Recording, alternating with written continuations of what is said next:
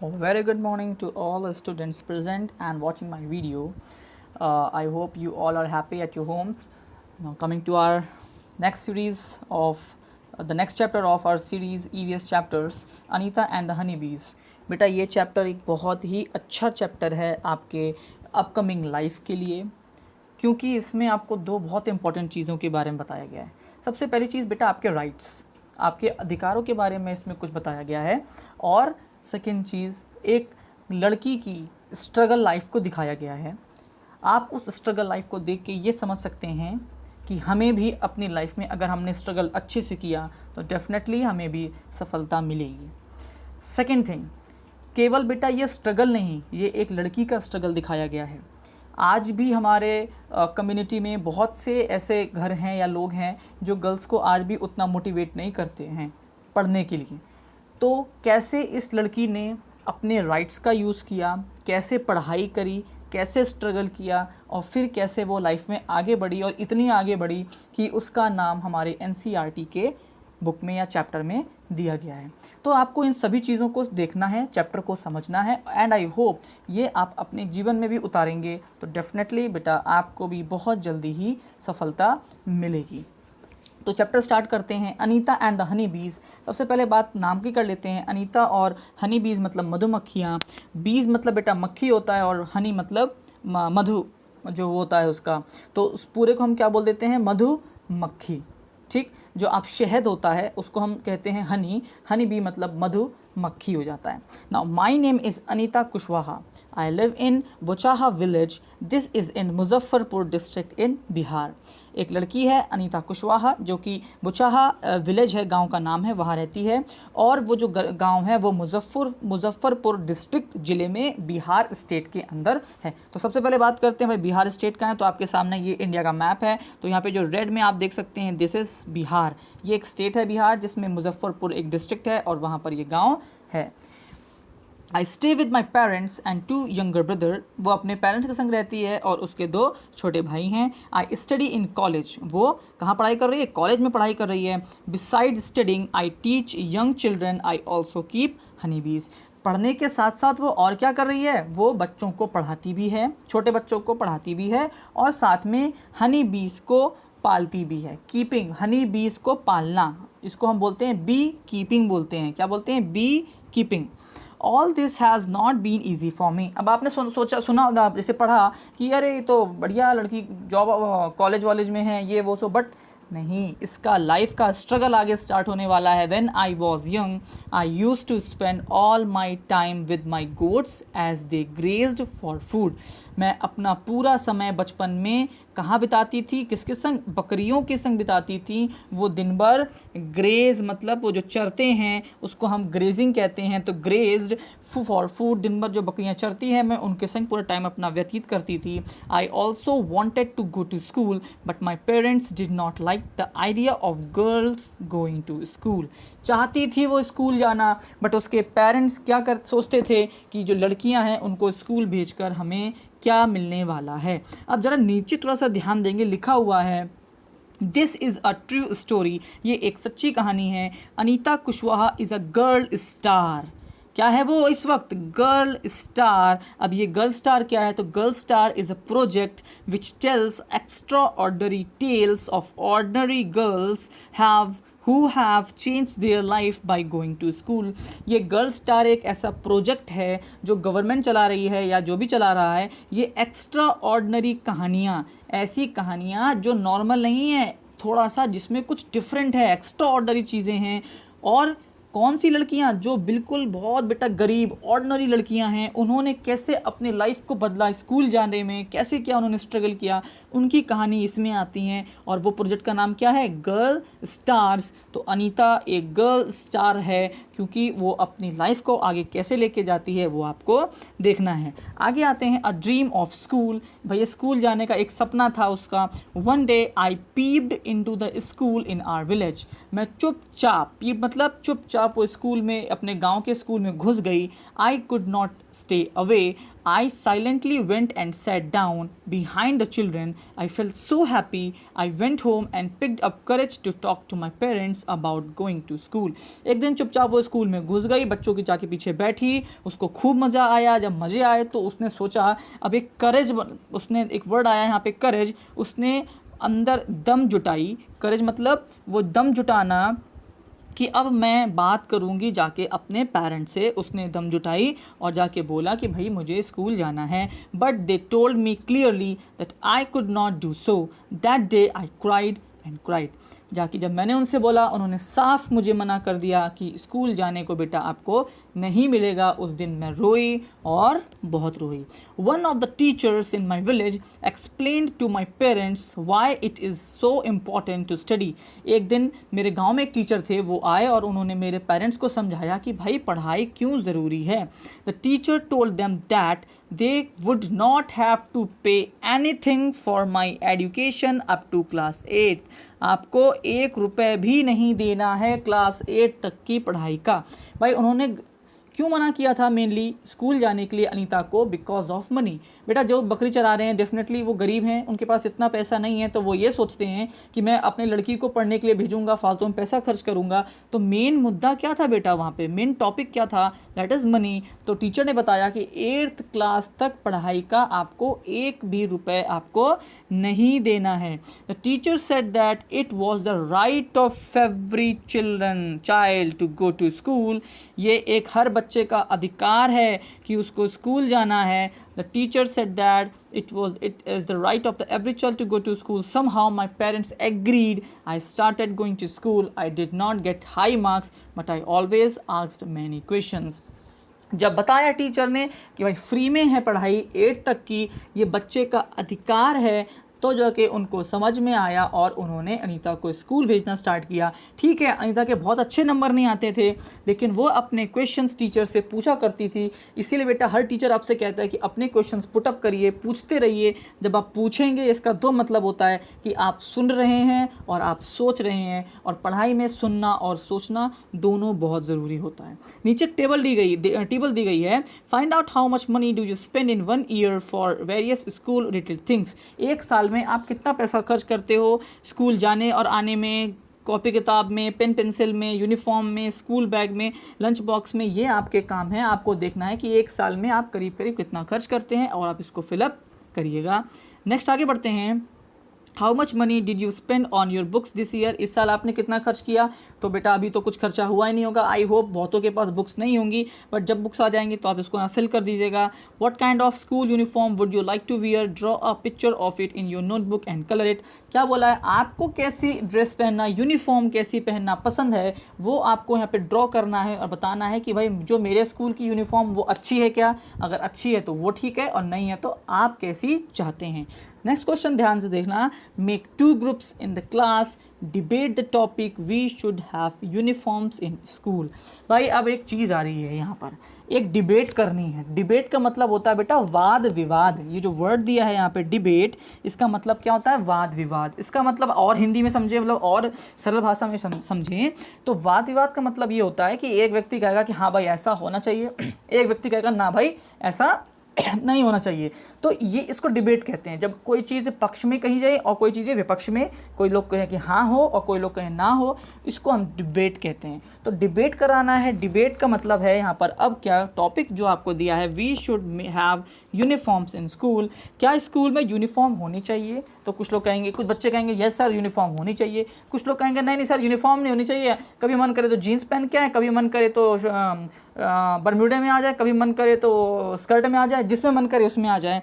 तो इस पर आपको डिबेट करनी है। बट अगर बेटा मैं इसमें बात करूं तो मैं बोलूँगा we should have uniform in school. हमारे स्कूल में यूनिफॉर्म होनी चाहिए। अच्छा यूनिफॉर्म ही क्यों बोलते हैं? तो बेटा जो यूनिफॉर्म होता है इसका सीधा सीधा मतलब होता है एक जैसा, समान, उसको हम यूनिफॉर्म कहते हैं। अगर भाई स्कूल में हमने बोला आप जो मन हो वो पहन के आ जाओ, तो देखो भाई हर बच्चा एक जैसा तो है नहीं, किसी के पेरेंट्स बहुत अमीर हैं, किसी के पेरेंट्स मिडिल क्लास में हैं और किसी के पेरेंट्स लोअर मिडिल क्लास में भी हैं। तो जो भाई बहुत अमीर होगा वो बढ़िया जीन्स पैंट, सोने की चेन वेन पहन के चलाएगा।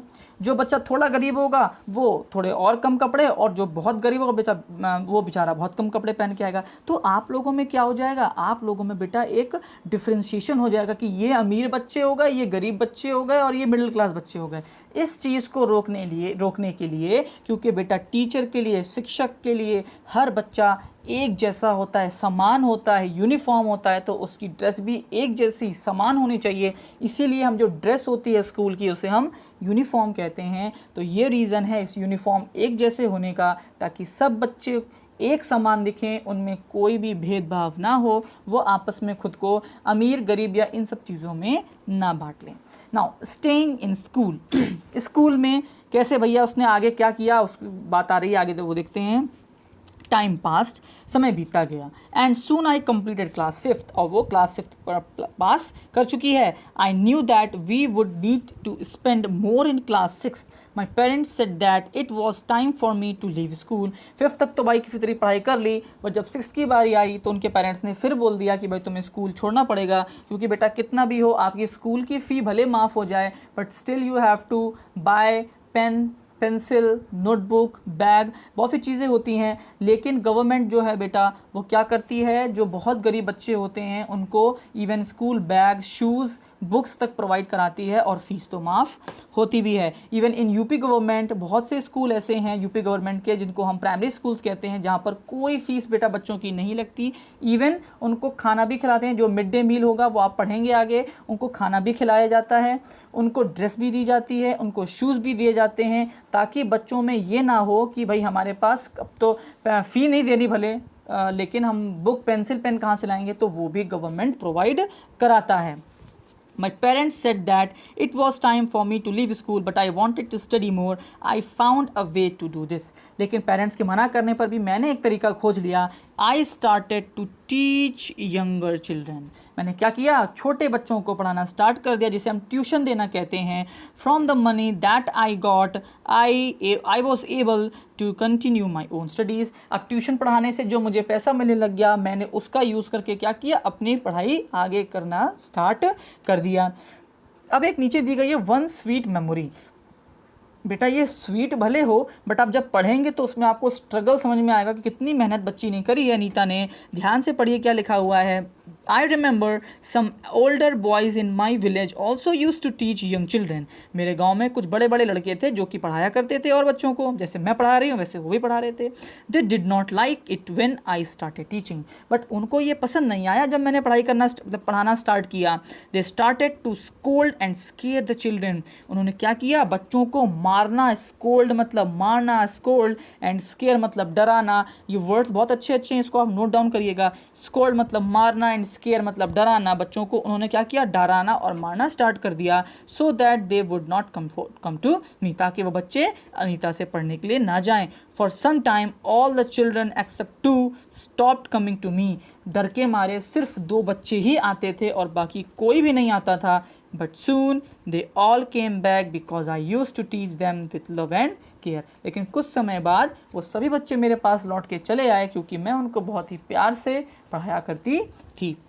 तो ये स्वीट तो है कि हाँ चलो भाई बच्चों ने बाद में भरोसा करके वापस गए, बट सोचो कितना डर या कितना स्ट्रगल था कि बड़े मुश्किल से उसको ट्यूशन पढ़ाने के लिए बच्चे मिले, और गांव के और जो बड़े बड़े लड़के थे उन्होंने उन बच्चों को डराना स्टार्ट कर दिया ताकि वो बच्चे उसके पास ना जाएं। Do you know someone who wanted to study but could not do so, talk about them in the class. आपको कोई ऐसा बच्चा, गरीब बच्चा जो चाहता हो पढ़ना बट वो स्कूल ना जा पा रहा हो, तो इसके बारे में आपको सोचना है या उससे बात करनी है और अपनी क्लासेस में डिस्कशन करना है ना। आगे, every child has a right to free education up to class 8। Do you think all the children are able to study up to class 8? Discuss. अब जो राइट की बात आई थी, अधिकार की बात आई थी बेटा, वो यहाँ पर बोला है, बहुत ही इंपॉर्टेंट है, ये आपको पता होना चाहिए ये बात। इसे हम कहते हैं RTE एक्ट 2009। क्या बोलते हैं हम? RTE एक्ट 2009 कहते हैं। मतलब इसकी फुल फॉर्म होती है राइट टू एजुकेशन। क्या होती है? राइट टू एजुकेशन, इसका मतलब है this provides the right of free and compulsory education to each child aged 6 to 14।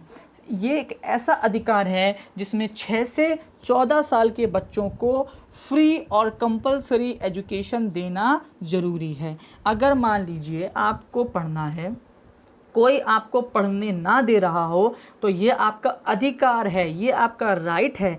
आपको अगर लगता है कि वो तुम्हें पढ़ने नहीं दे रहा या आपको पढ़ने नहीं दे रहा, आप पुलिस के पास जाकर कंप्लेंट दे सकते हैं कि मैं पढ़ना चाहता हूं पर ये ज़बरदस्ती मुझे नहीं पढ़ा रहे, तो बेटा उस व्यक्ति पर पुलिस केस दायर कर देगी। तो इसे हम क्या बोलते हैं? इसे हम अधिकार कहते हैं कि इसको तो हम लेके रहेंगे। अगर कोई हमें रोकना चाहेगा तो हम पुलिस में जाकर इसके खिलाफ कंप्लेंट कर सकते हैं, नहीं तो कोर्ट भी जा सकते हैं। ये हमारा है, ये हमसे कोई छीन नहीं सकता। अब एक नीचे दिया गया है बगल में पिंक में येलोइश में दिया है अ सीक्रेट। ये सीक्रेट क्या है भाई, जरा देखते हैं। I learned how to ride a motorcycle, I did not tell anyone, I fell down and got hurt many times but I was happy. Bike चलाना जो सीखा उसने किसी को बताया नहीं है, घर पे चुपचाप बाइक सीख गई, लेकिन सीखने में गिरी भी बहुत बार है। लाइक मी ऑल्सो, मैं भी बेटा बहुत बार बाइक से गिरा हूँ। जब मैंने फर्स्ट टाइम बाइक चलाई थी तो मैं भी गिरा था, लेकिन गिर के ही उठना बेटा ही सीखना कहते हैं। सीखने का मतलब क्या? जब आप कुछ गलती करें तभी कुछ सही होता है, इसी को सीखना कहते हैं। Slowly, I started talking to other parents in the village about sending their daughter to school. अब जब उसको लगा कि हाँ मैं पढ़ गई हूँ, तो उसने गांव में बाकी लोगों से बात करना स्टार्ट किया कि भाई आप भी अपनी बेटियों को स्कूल भेजें।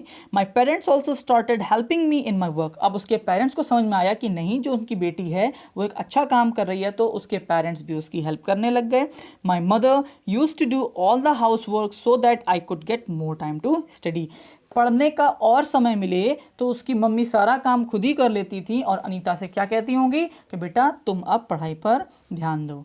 From school to beekeeping. अब देखो भाई, पहले करीब थी, पढ़ने को नहीं मिलता था, एडमिशन मिला, 5th तक पढ़ाई करी, 6th आने के बाद उसको ट्यूशन पढ़ाना पड़ा। ट्यूशन पढ़ाते पढ़ाते वो गांव के और लोगों को भी जागरूक करने लग गई। अब स्कूल से अब वो बी कीपिंग करने जा रही है, या फिर हम जिसको कहते हैं मधुमक्खी का जो पालन होता है बेटा, उसको हम क्या कहते हैं? बी कीपिंग कहते हैं। क्या कहते हैं? मधुमक्खी पालन को हम क्या बोलते हैं? बी कीपिंग कहते हैं, मतलब मधुमक्खियों को पालना। There are many लीची ट्री in our area. लीची ट्री आप जानते हैं, लीची खाने वाला जो फ्रूट होता है, उसके बहुत सारे ट्रीज़ हैं। Honey bees are attracted to the लीची फ्लावर। जो हनी बीज हैं, जो मधुमक्खियां हैं, वो लीची फ्लावर की तरफ बहुत अट्रैक्ट होती हैं। Many people do beekeeping and collect honey. बहुत से लोग बी कीपिंग करते हैं। बी कीपिंग होती क्यों है? To collect the honey. जो शहद होता है बेटा, उसको जुटाने के लिए ही हम बी कीपिंग करते हैं। I thought that I could also do this. I joined a course run by government to learn about this. मैंने क्या किया? एक कोर्स ज्वाइन किया। भाई बी कीपिंग कर रहे हो, कोई क्या बोलते हैं, सब्जी नहीं बना रहे हो, इसके लिए आपको क्या करना पड़ेगा? कोर्स करना पड़ेगा, क्योंकि बेटा मधुमक्खियाँ, उनमें भी थोड़ा सा पॉइजन होता है। अगर बहुत सारी मधुमक्खियों ने आपको काट लिया तो शायद आपको डॉक्टर के पास जाना पड़ जाए। इसलिए उसने एक कोर्स ज्वाइन किया जो कि गवर्नमेंट चलाती थी। I was the only girl in the course. क्या था? देखो कितना ज़्यादा यहाँ पर दिखाया गया है गर्ल्स के स्ट्रगल को, कि उस पूरे कोर्स में सिर्फ एक लड़की थी और लड़कियाँ भी नहीं थी। During my training I found that honey bees lay their egg from October to December. ये एक इंपॉर्टेंट चीज़ है, आपको नोट डाउन रखनी है, याद रखना है आपको कि जो हनी बीज हैं बेटा, वो अपने अंडे कब देती हैं? अक्टूबर से दिसंबर के बीच में ही वो अंडे देती हैं। This was the best time to start bee keeping. यही सबसे अच्छा समय है बी कीपिंग स्टार्ट करने का। Have you seen any insect near flower? या आपने देखा होगा, उनका नाम लिखिए। Draw and colour their picture on the notebook. और अपने नोटबुक पे उनकी एक फोटो भी बना दीजिए। Why do you think they come to flower? बेटा फ्लावर की तरफ आते क्यों हैं हनी बीज या insects? To collect the nectar. अब भाई जो ये वर्ड आया है जिसको हम कह देते हैं नेक्टर, इस नेक्टर का हिंदी में मतलब क्या होता है? देखिए बेटा, साइंस जो आपकी ईवीएस है, इसकी सबसे अच्छी चीज़ क्या है कि इसमें साइंस के साथ साथ आपको इतने अच्छे अच्छे इंग्लिश के वर्ड्स मिलते जाएंगे कि आपको बस सीखने के लिए मिलता ही रहेगा। तो आपको इसको जानना है, समझना है। तो इस नेक्टर का मतलब भी क्या हो गया? तो बेटा जो ये रस होता है फूलों का, उसको हम नेक्टर कहते हैं। जो ये नेक्टर है, उस नेक्टर को कलेक्ट करने के लिए ही बीज जो हैं बेटा वो कहाँ आती हैं, वो आती हैं आपके फ्लावर्स के पास। ठीक, तो जो ये नेक्टर हो गया इसको हम क्या कहेंगे, हम कहेंगे कि ये है हमारा जो फूलों का रस है, और इसी रस को कलेक्ट करके वो लोग क्या बना देते हैं बेटा, शहद बना देते हैं, इसीलिए वो लोग इसके पास आते हैं।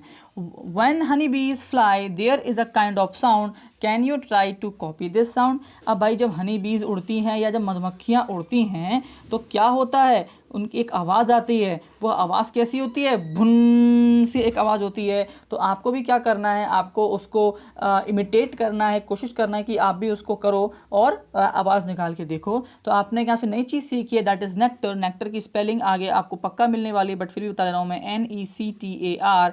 नेक्टर जो होता है ये आपका शहद बनने के लिए जो चीज़ चाहिए होती है, जो फूलों में होती है, उसे हम नेक्टर कहते हैं। आगे आ जाते हैं, बिकमिंग अ बी कीपर। अब वो बी कीपर कैसे बनी, I completed my bee keeping course. उसने अपना बी कीपिंग कोर्स को कंप्लीट कर लिया है, सीख लिया कैसे करना है, but I did not have money to keep and my own bees and start work. But पैसा उसके पास नहीं था। I continue to teach and with the time I could collect 5000। भाई वो पढ़ाती रही और उसने 5000 रुपये कलेक्ट कर लिए।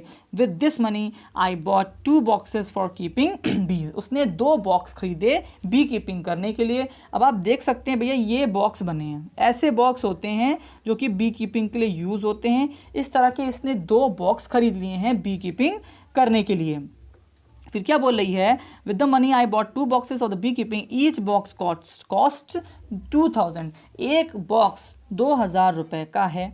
With the remaining money I bought sugar to make the syrup for honey bees. भाई आपको पता है कि वो मधुमक्खियाँ जो हैं उन्हें मीठा बहुत पसंद होता है, तो वो क्या कर रही है, सिरप बना रही है। सिरप मतलब वो शहद वहद को घोर घार के या उसमें चीनी घोर के उसको मीठा मीठा सा, उसको हम सिरप कहते हैं। And medicine to clean the beehives. जो बीहाइव्स होता है उसको, वो बीहाइव्स जो है बेटा, ये छत्ता है उसका, जो वो बना रही है खुद से। बॉक्सेस के अंदर जो वो बना रही है उनको साफ़ करने के लिए, मेडिसिन देने के लिए, सिरप बनाने के लिए वो बाकी रुपए का खर्चा करती है।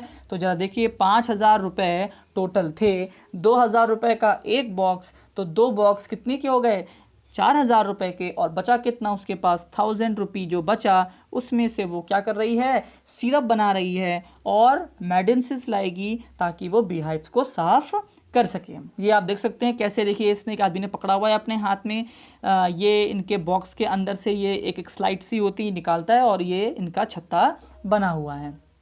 आगे बढ़ते हैं।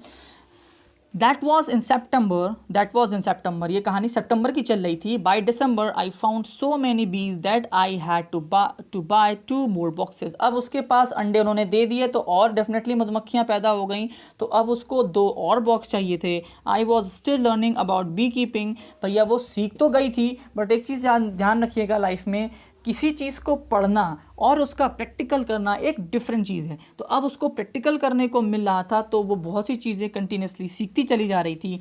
Many times the bees would sting me and my hand and face get swollen. कभी कभी इतना करने के बाद आप देख सकते हैं इनकी ड्रेस देख रहे हैं आप कितनी ही ज़्यादा पैक्ड है ताकि मधुमक्खी काट ना ले, लेकिन फिर भी बेटा अगर आप कोयले के खान में घुसोगे तो हाथ तो काले होंगे ही। वही वाली बात कि हनी बी आप कीपिंग कर रहे हैं, बी कीपिंग कर रहे हैं, तो डेफिनेटली कभी ना कभी तो स्टिंग होगा।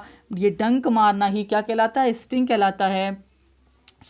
तो जो मधुमक्खी हैं कभी ना कभी डंक मार देती थी और उसका हाथ या जहाँ फेस जहाँ पर भी वो काटती थी वो स्वॉलन मतलब फूल जाती थी। ठीक, it would pain a lot. और भैया जब मधुमक्खी काटती है, सब आई थिंक लगभग सबको मधुमक्खी ने काटा होगा, जब काटती है तो वो दर्द बहुत करता है। How could I complain to anybody, I myself had decided to do this work. और भाई किसको कंप्लेन करने जाए कि अरे तुमने मुझे कौन सा काम में लगा दिया भाई, क्योंकि वो तो उसने खुद ही चुना था कि मुझे बी कीपिंग करनी है। Find out. तो ये चीज़ आपने ध्यान रखी कि बी कीपिंग क्यों सीखी थी, गवर्नमेंट एजेंसी से उसने सीखी थी, बट फिर भी क्या हुआ, कभी ना कभी मधुमक्खी काट लेती थी। तो ये इतना आसान काम भी नहीं था, ये एक थोड़ा सा डेंजरस काम है। What do people in your area put on the part of the body where the bee has stung?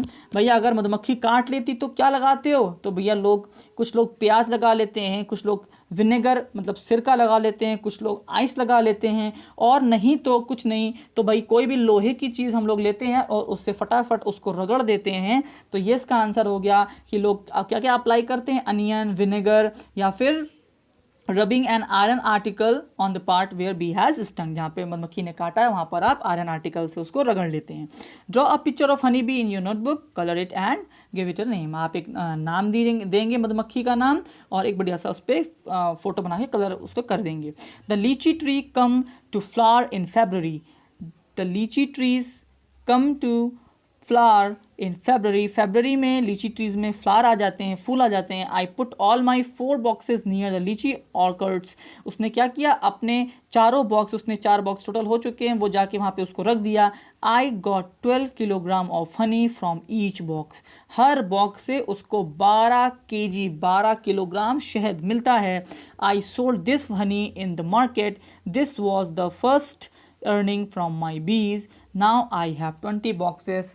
वो जाके उसको क्या करती है, मार्केट में बेच देती है, और अब करते करते उसके पास कितने बॉक्स हो गए हैं, 4 से 20 बॉक्सेस हो गए हैं। What will be the total cost of Anita's 20 boxes, Anita के उन 20 बॉक्स की क्या प्राइस होगी। तो आपको ध्यान रखना है कि एक बॉक्स 2000 रुपये का था, एक बॉक्स कितने का था भाई, 1 बॉक्स 2000 रुपये का था, 20 बॉक्स हो गए हैं। अगर आपको नहीं पता ये क्या हो रहा है तो बेटा मैंने अपने ही चैनल पे मैथ्स के लिए यूनिटरी मेथड का यूज़ किया है, यहाँ पर भी यूनिटरी मेथड लगने वाला है कि एक बॉक्स 2000 रुपये का है, 20 बॉक्स कितने के होंगे, तो हमें क्या करना होगा, 20 इंटू 2000 करना होगा। So we will get our answer इतना रुपीस। ये क्या है, आपका यूनिटरी मेथड है। अगर आपको नहीं पता ये क्या हो रहा है तो जाके आप यूनिटरी मेथड वाला वीडियो देख सकते हैं। तो एक्चुअल में अगर उसको 20 बॉक्स खरीदने थे तो टोटल उसने कितने रुपए खर्च किए होंगे, 40,000 रुपये खर्च किए होंगे उन 20 बॉक्सेस को खरीदने के लिए। अब आगे पढ़ते हैं, देखिए भाई आगे क्या दिया गया है। Every day I cycle to my college, school जाने के लिए वो साइकिल का यूज़ करती है। My college is in the town, जो शहर में ही भाई हमारा कॉलेज है, गांव में कॉलेज नहीं होता। 5 किलोमीटर्स अवे, 5 किलोमीटर दूर है। When I go to the college my mother prepare the syrup for the bees, अब जब मैं स्कूल पढ़ने जाती हूँ तो जो सिरप बनना था मीठा मीठा वो अब मेरी मम्मी बना देती हैं। My father looks after the bees, मेरे पापा ही अब ध्यान रखते हैं बीज का। And take the honey out of the box, अब पेरेंट्स को समझ में आया कि हाँ भाई हमने एक अच्छा काम किया अपनी बेटी को पढ़ाकर, अब वो हनी बी कीपिंग कर रही है, बी कीपिंग कर रही है, तो वो भी उसकी हेल्प करने लग गए। Now you also know a lot about Anita, Anita के बारे में आप बहुत कुछ जान चुके हैं। आगे पढ़ते हैं क्या दिया हुआ है। Anita is known by every one in all the villages near by, अब अनीता के इतने अच्छे कामों के बाद अगल बगल के सभी लोग, गांव के लोग उसको जानने लग गए हैं, केवल अपना ही गांव नहीं अगल बगल के गांव भी। She goes to all the villages meeting and talk about how important it is for everyone to study, वो हर गांव में जाती है, मीटिंग लेती है और बताती है कि मुझे देखो मैं क्या थी, पढ़ते पढ़ते आज मैं कहाँ पहुँच गई हूँ। तो इम्पॉर्टेंट सबसे ज़्यादा क्या बेटा, पढ़ना। इसीलिए हमेशा आपके पेरेंट्स, टीचर्स या जो भी होता है आपसे क्या कहता है, पढ़ाई करिए। Sometime people make fun of her, कुछ लोग उस पर हंसते भी थे। But Anita knows what she wants to do, she does exactly what she want to. Anita wants to become a wholesaler so that she can help the villagers to get the right price of their honey. वो क्या चाहती थी actual में, wholesaler बनना चाहती थी। इसकी शुद्ध हिंदी होती है थोक विक्रेता। मतलब मैं बताऊं तो भाई जैसे आपके पास अगर छोटी सी दुकान है तो आप एक दुकानदार हो, लेकिन एक बड़ी सी दुकान होती है जो हर छोटे दुकानदारों को सामान बेचते हैं, उसको हम होलसेलर कहते हैं, जिसके पास एक दो चीज़ें नहीं 100 200 400 की क्वांटिटी में चीज़ होती हैं और सारे छोटे छोटे दुकानदार उनसे जाके खरीदते हैं। जैसे आपकी गली वाले एक छोटे दुकानदार हैं, लेकिन मेन चौराहे पर एक जो बड़ी दुकान होगी उसे हम क्या कह देते हैं, होल सेलर कह देते हैं। Find and Anita and others in the village get ₹35 for 1 kilogram of honey, Anita और बाकी लोगों को 1 केजी का सिर्फ 35 रुपये मिलता था। How much does the kilogram of Honey cost in your area, या आपके टाउन में कितने रुपए लगते हैं। तो आप जो पैकेट आता है या जो आपका बॉटल होगी हनी की उसमें आप चेक करिएगा कितनी प्राइस है। What are the different colour of honeys that you have ever seen, आपने कितने डिफरेंट प्रकार के हनीस को देखा है। कलर के हिसाब से आपको ये देखना है। तो मेनली वैसे तो ब्राउनिश या रेडिश जैसा ही होता है, बट फिर भी आप अलग कंपनी का उठाएंगे, हर कंपनी के थोड़ा थोड़ा डिफरेंस होता है, क्योंकि बेटा मधुमक्खी का भी एक प्रकार नहीं है, बहुत प्रकार की मधुमक्खियाँ होती हैं और हर मधुमक्खी का जो शहद होता है वो थोड़ा सा डिफरेंट शेड का होता है। तो ये भी आप फाइंड आउट करेंगे, गूगल कर सकते हैं या फिर अपने घर में जो डिब्बे रखे हुए हैं उन्हें भी आप देख सकते हैं। Is Honey use in your house? What is it use for? आपके घर में हनी जो यूज होता है, बिल्कुल होता होगा। किस लिए यूज होता है? तो कुछ लोग भैया उसको दूध में डाल के पीते हैं, कुछ लोग क्या करते हैं चोट लगने पर हनी लगा लेते हैं, कुछ लोग करते हैं कि भाई गला खराब है काढ़ा बनाओ, काढ़े को कुछ बना के उसमें शहद मिला के पी लो। तो किसी ना किसी काम के लिए आप यूज़ करते हैं। और कुछ लोग तो उसको बेटा फेस पे भी लगाते हैं, क्योंकि लोग कहते हैं कि जो हनी है वो आपके फेस के लिए या फिर एक मास्क की तरह, फेस मास्क की तरह होता है जो आपके फेस को बहुत अच्छा बना के रखता है। तो डिफरेंट लोग हैं, डिफरेंट यूजेस हैं। Every beehive has one queen bee that lay eggs। अब भाई एक यहाँ से बीस के बारे में इंफॉर्मेशन है। क्या है? एवरी beehive मतलब जो छत्ता है या पूरा जो ग्रुप है उसमें एक रानी मक्खी होती है, उसे हमने क्या बोला है? क्वीन बी कहा है। ये आप देखेंगे, दिस इज क्वीन बी। जो ये क्वीन बी है ये ही सिर्फ अंडे देती है, बाकी अंडे नहीं देते। There are only a few male in the hive. बहुत ही कम पुरुष होते हैं या मेल होते हैं, आदमी समझ लीजिए, जो कि उसमें होंगे, उस हाइव में होंगे। Most of the bees in the hive are worker bees. अब भाई ये एक पूरा उनका कबीला है, समझ लीजिए पूरी कम्युनिटी है कि एक उसमें रानी होगी, बहुत कम उसमें मेल होंगे और बाकी जितनी बीज होती हैं वो वर्कर बीज कहलाती हैं, काम करने वाली मक्खियाँ कहलाती हैं। These be's verb all day. दिन भर कहीं ना कहीं किसी न किसी फूल पर जाकर जो नेक्टर होता है, उसका जो रस होता है, उसको वो लेकर आने का काम करती हैं। They make the hive. वो हाइव बनाती हैं। And also look after the baby बीज। भाई हनी ने तो, जो क्वीन थी उसने तो अंडे दे दिए, अब काम कौन करेगा? हाइव कौन बनाएगा? ध्यान कौन रखेगा बच्चों का? तो ये बाकी जो वर्कर बीज होती हैं वो ये काम करती हैं। They fly around flowers in search of nectar. ये देखिए नेक्टर आ गया वर्ड आपका। ये जो नेक्टर है इसके लिए दिन भर वो घूमती रहती हैं, उड़ती रहती हैं, डिफरेंट फ्लावर्स पे जाती रहती हैं। They collect nectar from flower for Honey. क्यों लेके आ रही हैं? ताकि उन्हें शहद बनाना है। When one bee finds flower with nectar, it does a special kind of dance by which the other bees can know where the nectar is। भाई जैसे आप क्रिकेट खेलते हैं और आपकी बॉल खो गई, जैसे ही बॉल खो गई लेकिन एक को ना एक को अचानक से बॉल दिख जाती है, तो वो क्या करता है? और मान लीजिए वो बॉल बिल्कुल नाली में है, तो वो क्या कहता है? अरे आओ आओ भाई देखो बॉल मिल गई, बॉल मिल गई। फिर सब लोग जाते हैं और वो कोशिश करके बॉल को निकाल के लाते हैं। ऐसे ही आप समझ लीजिए ये लोग भी करते हैं कि भाई सब लोग गए, सब ने क्या किया? शहद ढूंढना स्टार्ट किया, सॉरी वो जो नेक्टर है वो ढूंढना स्टार्ट किया, एक को मिल गया। अब भाई उनके पास तो बोलने की आवाज़ है नहीं, चिल्लाने लग जाएंगे, तो वो क्या करती है? एक स्पेशल काइंड ऑफ डांस करती है, ताकि जो बाकी मधुमक्खियां हैं वो ये जान जाएं कि हाँ भाई इस वाली मधुमक्खी को शहद मिल चुका है, चलो सब लोग उसके पास चलो और जो शहद है वो वहाँ पे हम लोग, सॉरी जो नेक्टर है उसको हम लोग चूस के ले आएँ। तो वो क्या करती है? Special kind of dance. The worker bees are very important for the hive. ये जो वर्कर बीज है सबसे इंपॉर्टेंट होती हैं। Without worker bees there would be neither hive nor any nectar collection. अगर ये वाली ना हो तो ना तो शहद बनने वाला है, ना तो नेक्टर आने वाला है और ना ही छत्ता बनने वाला है। ऑल बीज in the hive would go hungry. अगर ऐसा ना हो तो बाकी सब जितनी मधुमक्खियां हैं वो सब भूखी मर जाएंगी। The male bees have no special role as worker. जो मेल बीज हैं जो कि बहुत कम क्वांटिटी में हैं, उनका कोई भी खास काम नहीं होता, बस वो ऐसे घूमने वाले होते हैं।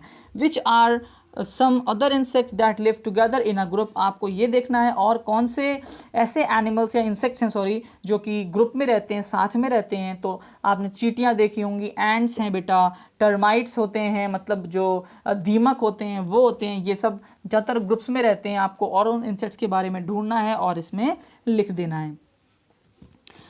Ends live and work together like honeybees. जो चींटियां हैं वो भी हनीबीज की तरह ग्रुप में रहती हैं और साथ में काम करती हैं। द क्वीन एंट ले द एग। यहाँ पर भी चींटियों में भी क्या होता है? क्वीन एंट, उनकी जो रानी होती है चींटी, वो ही अंडे देती है। Soldier ant looks after and guard the ant nest. जो उनके सोल्जर्स होते हैं कुछ सोल्जर एंट्स होती हैं जो कि उनका काम होता है कि वो अपने इस घर की रक्षा करेंगी। Worker and are always busy looking for food. चींटियाँ देखोगे हमेशा कहीं ना कहीं घूमती दिखती हैं, तो वो भी वर्कर एंट कहलाती हैं और खाने के लिए दिन भर घूमती रहती हैं और अपने घर में वापस खाना लेके आती रहती हैं। Termites and wasps also live like this. Termites और वैप्स होते हैं वो भी ऐसे रहते हैं। तो यहीं पे आपको आंसर मिल चुका है इस पूरे वाले ऊपर वाले क्वेश्चन का कि आपको एंट्स मिल गई जो कि ग्रुप में रहती हैं, आपको टर्माइट्स मिल गए और आपको क्या मिल गए, वैस्प मिल गए। ये सब ग्रुप में रहते हैं। अब आपने दोनों चीज़ों में फाइंड किया होगा कि एंट और जो हनी बीज हैं उनकी लाइफ लगभग सेम है। उनके यहाँ भी एक क्या होने वाली है, बी क्वीन होने वाली है, यहाँ पर एक एंट क्वीन होती है, यहाँ पर भी वर्कर बीज होती हैं, यहाँ पर वर्कर एंट होती हैं और लगभग इनका काम सेम होता है और अपने घर को चलाने में बहुत इंपॉर्टेंट काम रखती हैं। कौन, ये वर्कर वाले। नेक्स्ट आते हैं, have you seen where ants live. क्या आपने कभी देखा है, तो उनका एक नेस्ट सा बना होता है, वो उसके आसपास मिट्टी से काफ़ी होती है, वो सब उसके अंदर रहते हैं। What kind of eatables attract ants के लिए सबसे ज़्यादा अट्रैक्शन की चीज़ क्या होती है, जैसे ही कोई मीठी चीज़ गिरी, जहाँ चीनी गिरी आप देखेंगे बहुत सारी चींटियाँ फटाफट खाने के लिए आ जाती हैं ज़्यादातर, तो उनको ये बहुत पसंद होता है। आप लिस्ट ढूंढेंगे, सोचेंगे क्या क्या वो खाते हैं, शुगर होता है या फिर कहीं जूस गिर गया, कहीं बिस्किट गिर गया, फ्रूट्स में भी लग जाती हैं और कहीं ना कहीं अगर आप देखोगे कि सपोज़ कोई मक्खी या इंसेक्ट कोई मर गया तो उसको भी वो खाने के लिए आ जाते हैं। Look at the line of ends, what is its colour. आगे देखो भैया कि यहाँ पे दिया गया है कि आपको चींटियाँ जो दिख रही हैं वो कैसी दिख रही हैं, तो आप देख सकते हो कि थोड़ी सी आगे ब्लैक हैं, थोड़ा सा रेडिश भी हैं, ब्राउन सा भी दिख रहा है, लेकिन भैया ये हैं कौन सी एक्चुअल में, ये रेड एंट हैं, इन्हें हम लाल चींटी कहते हैं। और जो रेड एंट होती है वो बहुत खतरनाक होती है, अगर वो काट ले तब तो हालत ख़राब हो जाएगी। Have you been bitten by an ant. क्या आपको कभी किसी चींटी ने काटा है। What was the ant like, black, red, big या स्मॉल। आपको देखना है भाई, नहीं काटा तो कटवा लेना, नहीं कटवाना मत भाई, लेकिन अगर कभी किसी को काटा हो तो देखा ज़रूर होगा, तो आपको लिखना है वो बड़ी, छोटी, लाल, भूरी, काली कैसी थी, आपको यहाँ पर लिखना है। Do ants ever come near you. क्या एंट्स आपके पास आते हैं। बिल्कुल बेटा, एंट तो वैसे दिन भर कहीं ना कहीं घूमते ही रहते हैं, पर जैसे ही उनको कभी कुछ मीठा मिलता है तब वो ज़रूर आपके पास भागते हुए चले आते हैं।